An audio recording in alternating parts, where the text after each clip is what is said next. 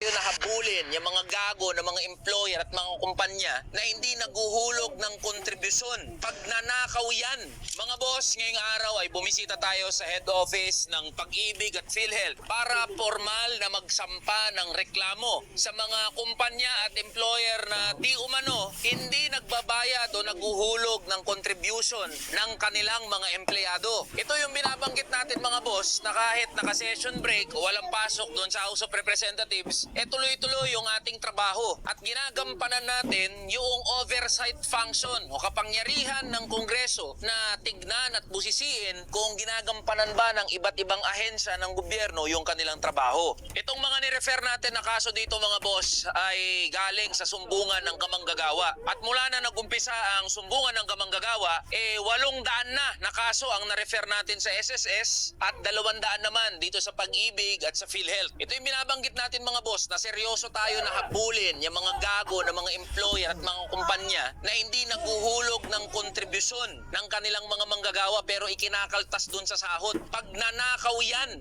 at criminal case yan, pwede kayong sampahan ng kriminal na kaso dyan sa pinaggagawa ninyo. At hindi to pagbabanta. Talagang gagawin namin na habulin namin kayo. Gagamitin namin ang buong kapangyarihan ng Kongreso para habulin yung mga kumpanya ninyo. Kaya sa mga kamanggagawa natin na may sumbong o nais na may ilapit na kahalintulad na problema, nakikita nyo po sa inyong screen ang QR code at link ng sumbungan ng kamanggagawa. Sagutan nyo po yan at sisiguraduhin natin na masasagot yan at hahabulin natin yung mga employer ninyo na hindi naguhulog ng inyong government mandated benefits. At dahil session break at walang pasok ngayon sa Kongreso, uubusin at gugugulin namin ang oras namin para mag-ikot-ikot sa iba't ibang mga establishmento at mag-inspect sa kalagayan ng mga manggagawa. Kaya kayong mga gago, mga tarantado ng mga employer, mag-isip-isip na kayo. Ako mismo pupunta dyan sa kumpanya ninyo at sa kung saan kayo nagne-negosyo. So yun lang mga boss, ako po uli si Elisan Fernando, ang kinatawan ng Kamanggagawa Party List. Laban lang tayo mga boss.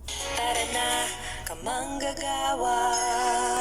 Yung pagbabayad ng contribution sa PhilHealth, napakahalaga. Sapagkat yung pong mga contributions natin na pinagsasama-sama po natin sa isang malaki at matatag na pondo, doon po nanggagaling yung pinantutustos natin ng mga benepisyo na ginagamit ng mga miyembro kapag sila ay nagkakasakit. Ayun. At Tama. maa-admit sa ospital. Tama sila. So, yung gastos sa ospital, PhilHealth po ang magbabayad Tama. sa pamamagitan ng mga benepisyo. At yung pong mga benepisyong yan, nanggagaling doon sa nire-remit po ng mga employer. Seryoso tayo na habulin yung mga gago ng mga employer at mga kumpanya na hindi naguhulog ng kontribusyon. Pag nanakaw yan, mga boss, ngayong araw ay bumisita tayo sa head office ng Pag-ibig at PhilHealth para formal